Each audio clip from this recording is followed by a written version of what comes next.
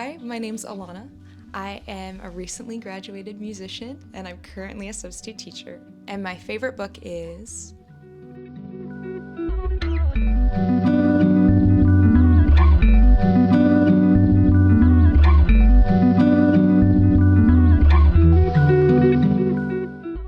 Hello, Alanna. Hi. Thank you for joining us. Of course. This first time in the library, downtown Yeah, library? shockingly. It's amazing, isn't it? Oh yeah, it's gorgeous. It's great. It's great. And so you mentioned you're a substitute teacher. Yes. What do you teach? Usually I just kind of fill out whatever class is in middle school and high school that I can do. I love hanging out with teens and early teens and being able to, they've got their own personality, right? And so I love just hanging out with them and pouring into their lives as much as I can. I tend to prefer English or a music class. Tell us the reading habits of a substitute teacher. What kind of reader are you? When are you reading? What are you reading? I'm a fiction reader. So that can vary from science fiction to fantasy. My favorite is like historical fiction or realistic fiction. More recently, I've gone towards like memoirs, which isn't fiction, but like has that feel of like a realistic fiction book. Yeah. Yeah. Give us more on fiction, and Yeah. it's really interesting the how you are skewing towards realistic and nonfiction. Yeah. But you stay in the fiction world. Yeah. So pretty much. what about this genre do you love? I love stories. And I know it's a book, so like everything's a story, but a story that I could relate to, I could see happening. So, but I also kind of like the it's not real part of fiction nature. So I just finished The Power by Naomi Alderman, and it's one of those like it could happen tomorrow, but it's not happening, right? So it kind of builds off of political distress in our current American climate of like the gender inequality.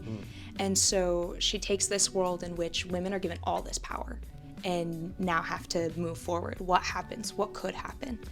But like you totally relate to all the characters. There's YouTube, there's all these things that we happen now that if all of a sudden women gained this like supernatural power tomorrow, this could be what happens. So that's interesting that you like being on the precipice of something. Yeah. Like this could happen. We're close to it. Yeah. What is describe that feeling when you're reading? I like being challenged in my own mental thought processes and like beliefs. So this idea that this could happen makes me think about, okay, what's happening now that could lead us to this?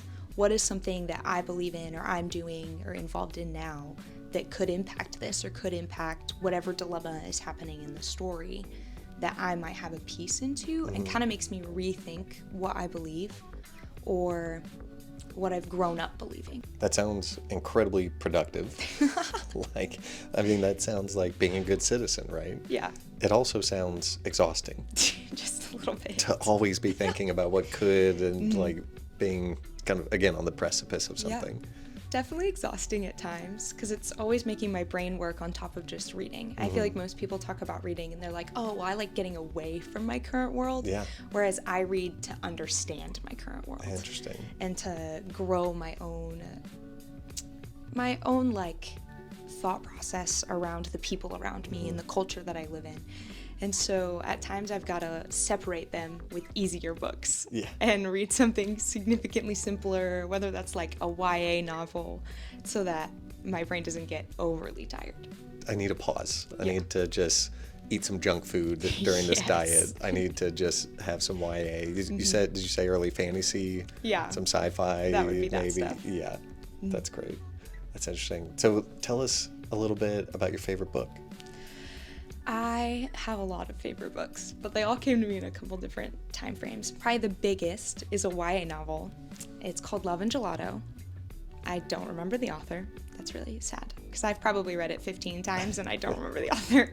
But it's a story about a young girl whose mother dies and has to move to Italy to find her father, who supposedly, like, her mom studied abroad in Italy and fell in love and got pregnant and then moved back to the US.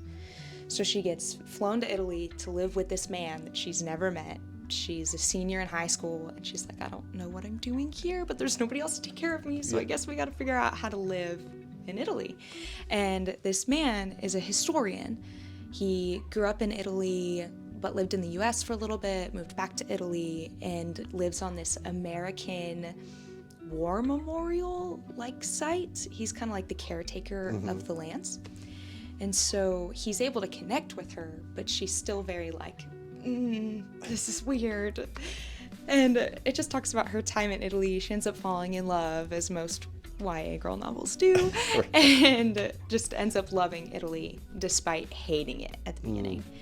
I just love I'm an adventurous person. So again, that living on the precipice also takes place in this. Let's go somewhere new and learn about the new space. Yeah. And it was kind of the book that got me into reading in high school. And I dove into reading after reading this book, because I was like, oh my gosh, I have never read a book like this. There's more books like this. I can read more. So I've read the book, like I said, probably 15 to 20 times. Wow. I studied abroad in Italy because of this book. Wow. And took the book with me and went and found all of the places that the author talks about. And I lived with a host family, did all of the things, ate too much gelato, but it fully shaped the rest of my life. That's incredible. So tell us more about that trip. So that's so cool that you lived the book. I did. And talking about like the living on the precipice of like that blending the reality of history and reality and fiction. Yeah. You jumped in and made it a reality. I did. Talk about that experience. Oh my gosh, it was so cool. I was there for 4 months. It was my junior spring semester. Okay. So I flew there in January and I was there till mid-May.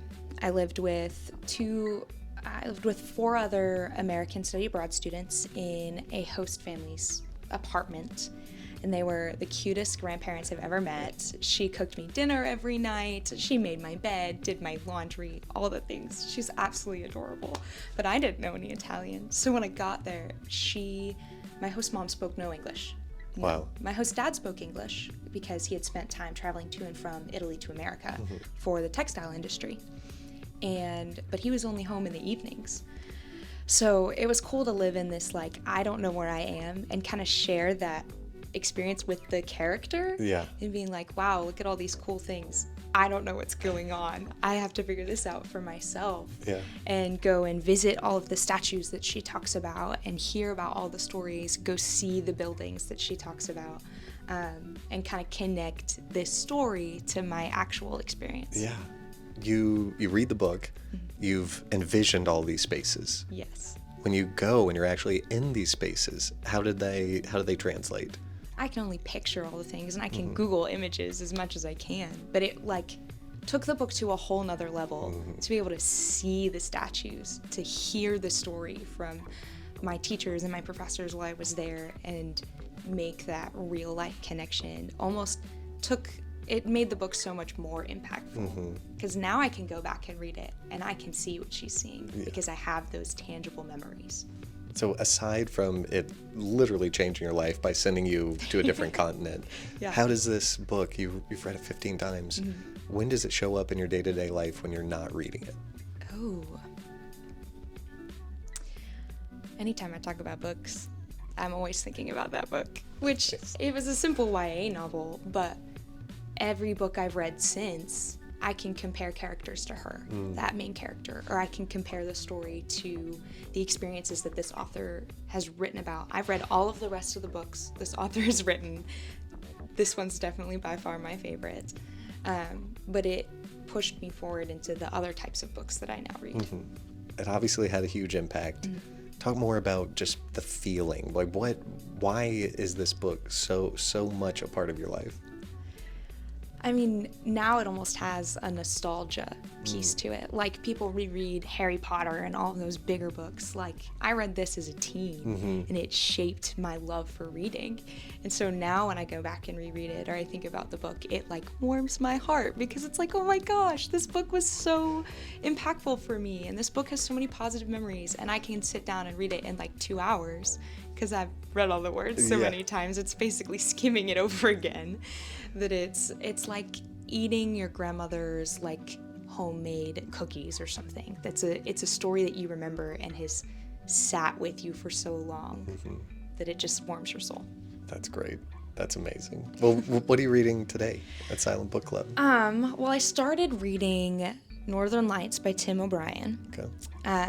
One of my other favorite books is another book he's written, The Things They Carried. It's about the Vietnam War and experiencing both the experiences this character had during the Vietnam War, but also when he came back to the U.S., what the shift in lifestyle and how the Vietnam War basically created memories of PTSD and things, and how he experienced those in the U.S. So I was like, oh, I love Tim O'Brien. Let's read another one. I didn't love it. So I read it for about an hour. And then I was like, I don't think I'm going to keep reading this book. So I put it back down. And I picked up a different book by Celeste G. I don't think that's how you say her last name, but that's how it's spelled. So okay. I'm just going to go with it. And it's Our Missing Hearts. It's another one of those potentially futuristic stories about a little boy who loses his mom. She gets up and leaves. He was like 4 or 5 or something, and she leaves. And so his dad freaks out, moves them to a whole different part of town, completely erases any memory of his mom in his life, and makes him move forward. But one thing Celeste usually writes about is the issues of Chinese American like racial injustice. So his mom was Chinese, his dad is white, and so he's a mixed Chinese American child in this futuristic idea where the US has created this pact basically preserving American culture. So anything that's supposedly contradictory to American culture is like illegal, right?